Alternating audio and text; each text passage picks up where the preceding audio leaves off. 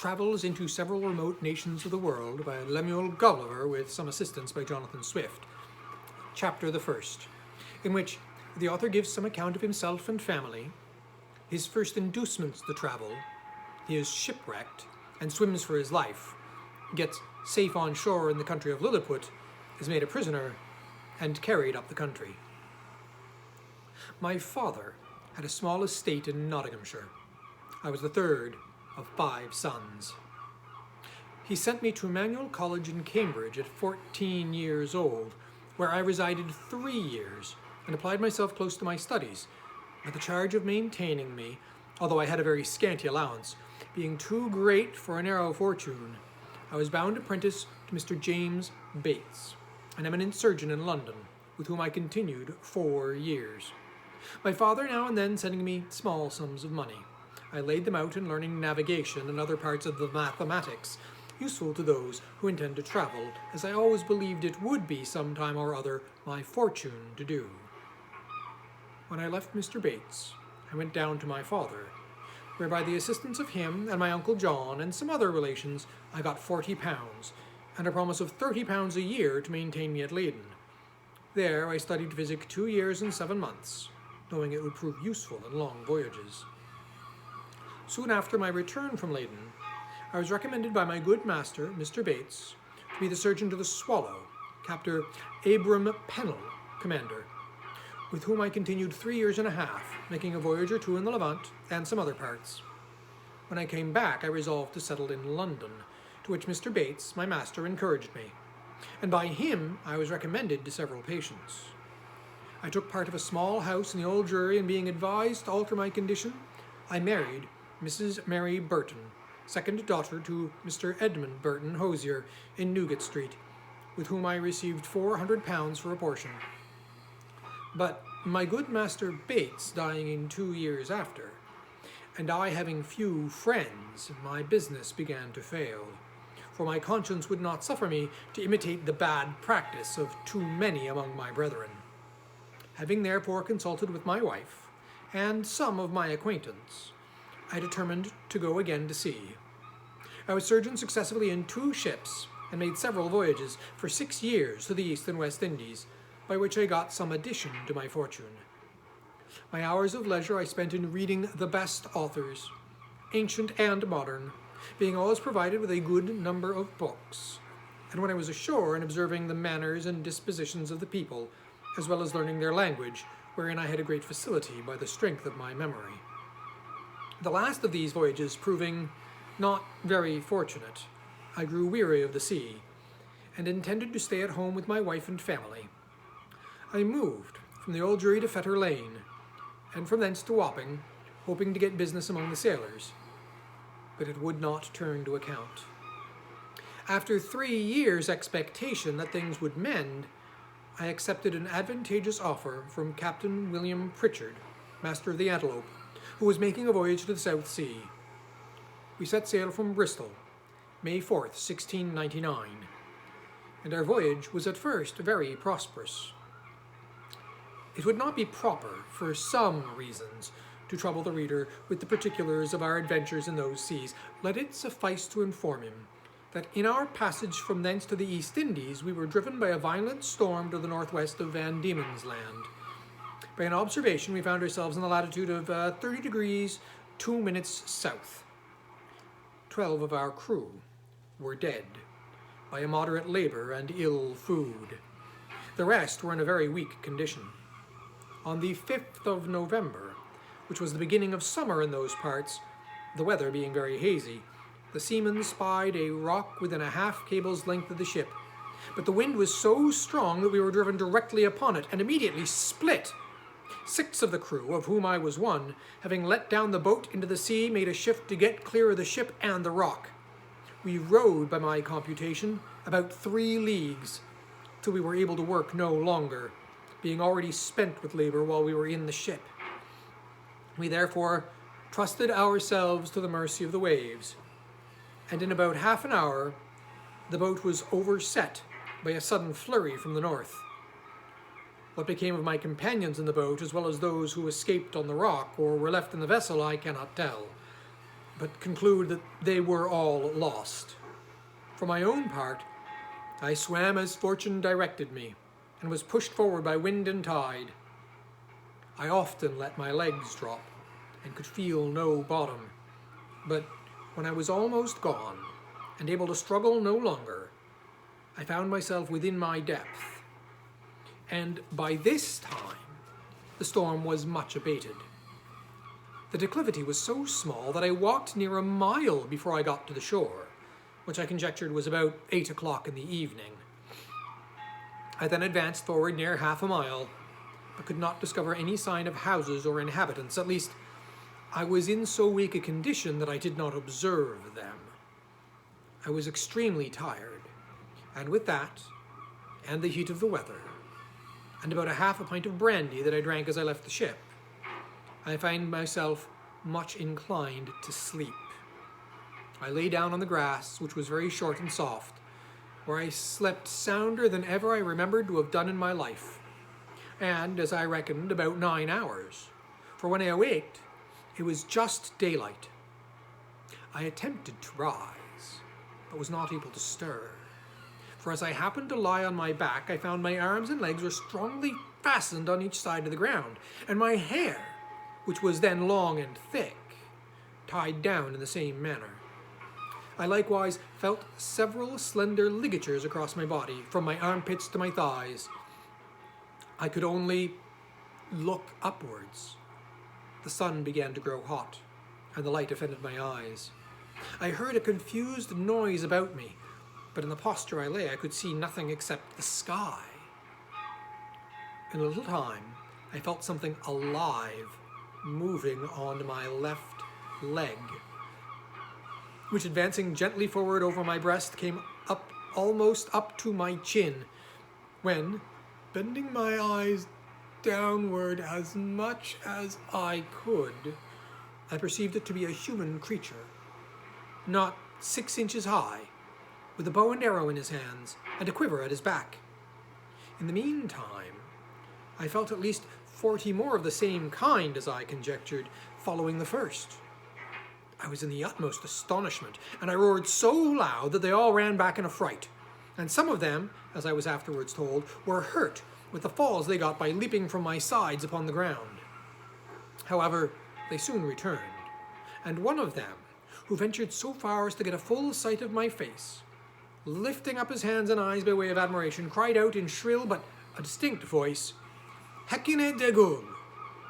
The others repeated the same words several times, but then I knew not what they meant. I lay all this while, as the reader may believe, in great uneasiness. At length, struggling to get loose, I had the fortune to break the strings and wrench out the pegs that fastened my left arm to the ground, for, by lifting it up to my face, I discovered the methods they had taken to bind me. And at the same time, with a violent pull, which gave me excessive pain, I a little loosened the strings that tied down my hair on the left side, so that I was just able to turn my head about 2 inches.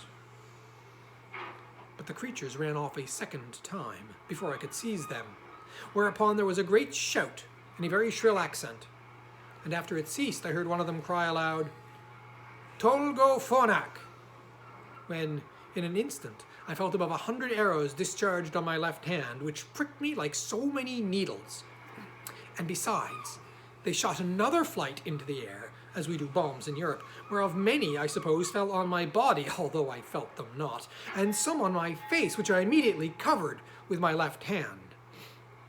When this shower of arrows was over, I felt a groaning with grief and pain, and then striving again to get loose, they discharged another volley, larger than the first, and some of them attempted with spears to stick me in the sides, but by good luck I had on a buff jerkin, which they could not pierce.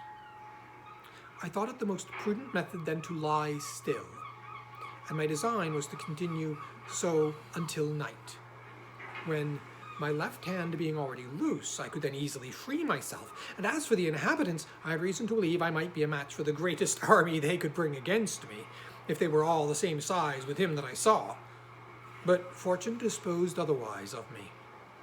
When the people observed I was quiet, they discharged no more arrows, by the noise I heard, I knew their numbers increased. And about 4 yards from me, over against my right ear, I heard a knocking for above an hour, like that of people at work.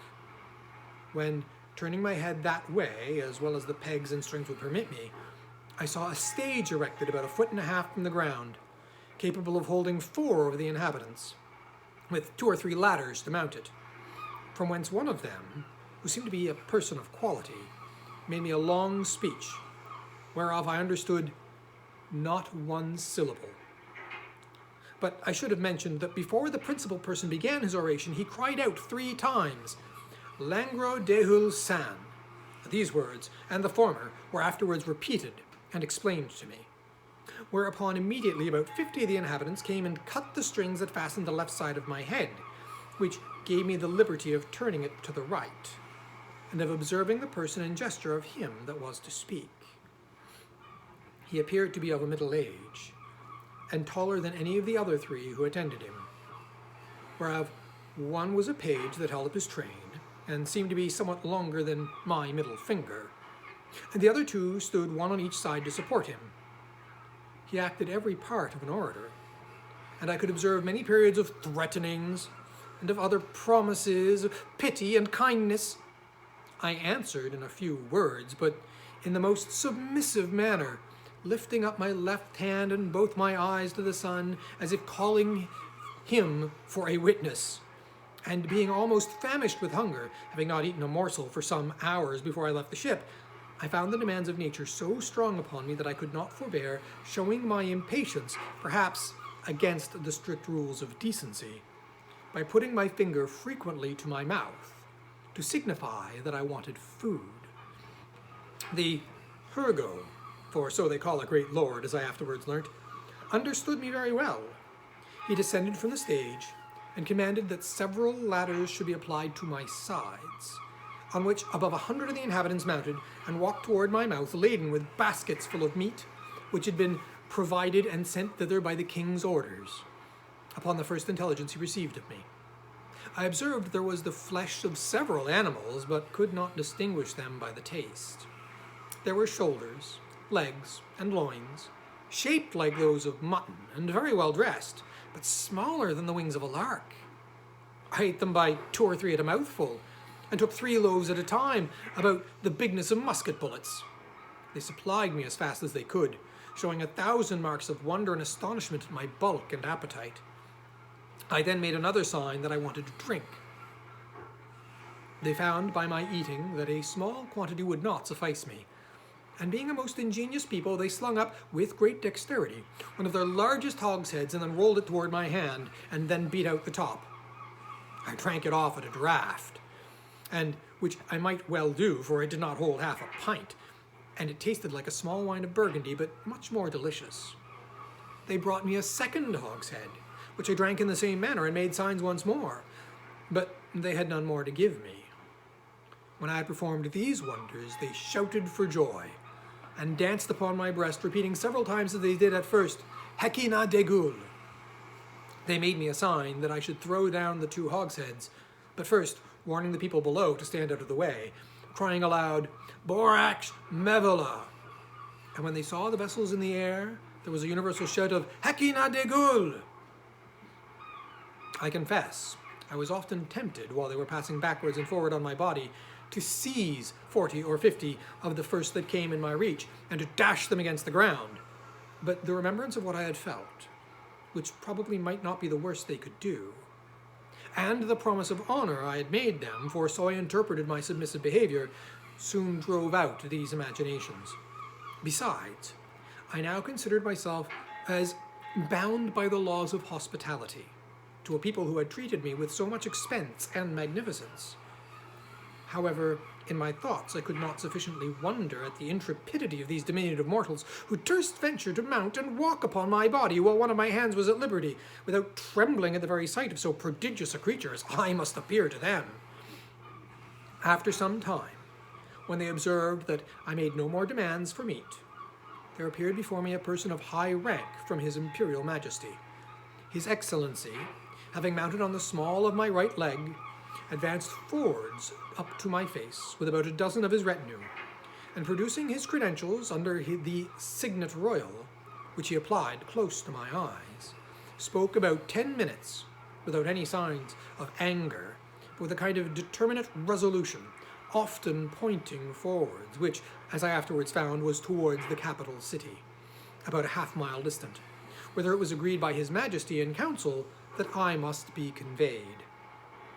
I answered in few words, but to no purpose, and made a sign with my hand that was loose, putting it over the other, but well over His Excellency's head for fear of hurting him or his train, and then to my own head and body, to signify that I desired my liberty. It appeared that he understood me well enough, for he shook his head by way of disapprobation, and held his hand in a posture to show that I must be carried as a prisoner. However, he made other signs to let me understand that I should have meat and drink enough, and very good treatment, whereupon I once more thought of attempting to break my bonds. But again, when I felt the start of their arrows upon my face and hands, which were all in blisters, and many of the darts still sticking in them, and observing likewise that the number of my enemies increased, I gave tokens to let them know that they might do with me as they pleased. Upon this, the Hergo and his train withdrew, with much civility and cheerful countenances. Soon after, I heard a general shout, with frequent repetitions of the word Peplum Selan, and I felt great numbers of people on my left side relaxing the cords to such a degree that I was able to turn upon my right, and to ease myself with making water, which I very plentifully did, to the great astonishment of the people, who, conjecturing by my motion what I was going to do, immediately opened to the right and the left on that side to avoid the torrent, which fell with such noise and violence from me. But before this, they had daubed my face and both my hands with a sort of ointment, very pleasant to the smell, which in a few minutes removed all the smart of their arrows. These circumstances, added to the refreshment I had received by their victuals and drink, which were very nourishing, disposed me to sleep. I slept about 8 hours, as I was afterwards assured, and it was no wonder, for the physicians by the Emperor's order had mingled a sleepy potion into the hogsheads of wine. It seems that upon the first moment I was discovered sleeping on the ground after my landing, the Emperor had early notice of it by an express, and determined in council that I should be tied in the manner I have related, which was done in the night while I slept, that plenty of meat and drink should be sent to me, and that a machine should be prepared to carry me to the capital city. This resolution perhaps may appear very bold and dangerous, and I am confident would not be imitated by any prince in Europe on a like occasion. However, in my opinion, it was extremely prudent, as well as generous. For supposing these people had endeavored to kill me with their spears and arrows while I was asleep, I should certainly have wakened with the first sense of smart, which might so far have roused my rage and strength as to have enabled me to break the strings wherewith I was tied. After which, as they were not able to make resistance, so they could expect no mercy. These people are most excellent mathematicians, and arrived to a great perfection in mechanics by the countenance and encouragement of the Emperor, who is a renowned patron of learning. This prince has several machines fixed on wheels for the carriages of trees and other great weights. He often builds his largest men of war, where some are 9 feet long, in the woods where the timber grows, and has them carried on these engines 300 or 400 yards to the sea. 500 carpenters and engineers were immediately set at work to repair the greatest engine they had. It was a frame of wood, raised 3 inches from the ground, about 7 feet long, and about 4 wide, moving upon 22 wheels. The shout I had heard was upon the arrival of this engine, which, it seems, set out in 4 hours after my landing. It was brought parallel to me as I lay, but the principal difficulty was to raise and place me in this vehicle. 80 poles, each of 1 foot high, were erected for this purpose, and very strong cords of the bigness of pack-thread were fastened by hooks to many bandages, which the workmen had girt round my neck, my hands, and my body, and my legs. 900 of the strongest men were employed to draw up these cords by many pulleys fastened on the poles, and thus, in less than 3 hours, I was raised and slung into the engine, and there tied fast. All this I was told, for while the operation was performing, I lay in a profound sleep by the force of that soporific medicine infused into my liquor. 1,500 of the Emperor's largest horses, each about 4.5 inches high, were employed to draw me toward the metropolis, which, as I said, was a half-mile distant. About 4 hours after we began our journey, I awaked by a very ridiculous accident, for the carriage being stopped a while to adjust something that was out of order, 2 or 3 of the young natives had the curiosity to see how I looked when I was asleep.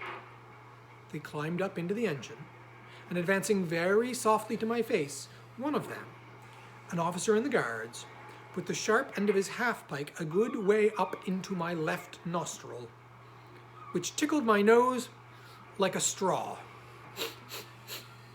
and made me sneeze violently, whereupon they stole off unperceived, and it was 3 weeks before I knew the cause of my waking so suddenly. We made a long march the remaining part of the day, and rested at night with 500 guards on each side of me, half with torches, and half with bows and arrows, ready to shoot me if I should offer to stir. The next morning at sunrise we continued our march, and arrived within 200 yards of the city gates about noon.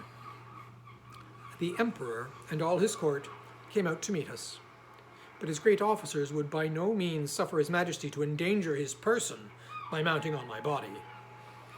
At the place where the carriage stopped, there stood an ancient temple, esteemed to be the largest in the whole kingdom, which, having been polluted some years before by an unnatural murder, was, according to the zeal of those people, looked upon as profane, and therefore had been applied to a common use, and all the ornaments and furniture carried away. In this edifice it was determined I should lodge. The great gate fronting to the north was about 4 feet high and almost 2 feet wide, through which I could easily creep. On each side of the gate was a small window, not above 6 inches from the ground. Into that on the left side, the king's smith conveyed 411 chains, like those that hang to a lady's watch in Europe, and almost as large, which were locked to my left leg with 36 padlocks. Over against this temple, on the other side of the great highway, at 20 feet distance, there was a turret, at least 5 feet high, and here the Emperor ascended, with many principal lords of his court, to have an opportunity of viewing me, as I was told, for I could not see them. It was reckoned that above 100,000 inhabitants came out of the town upon the same errand, and in spite of my guards, I believe there could not have been fewer than 10,000 at several times, who mounted on my body by the help of ladders. But a proclamation was soon issued to forbid it, upon pain of death. When the workmen found it was impossible for me to break loose, they cut all the strings that bound me, whereupon I rose up with as melancholy a disposition as ever I had in my life. But the noise and astonishment of the people at seeing me rise and walk was not to be expressed. The chains that held my left leg were about 2 yards long, and gave me not only the liberty of walking backwards and forwards in a semicircle, but, being fixed within 4 inches of the gate, allowed me to creep in and lie at my full length in the temple. Thus ends the first chapter of Travels into Several Remote Nations of the World by Lemuel Gulliver and Jonathan Swift.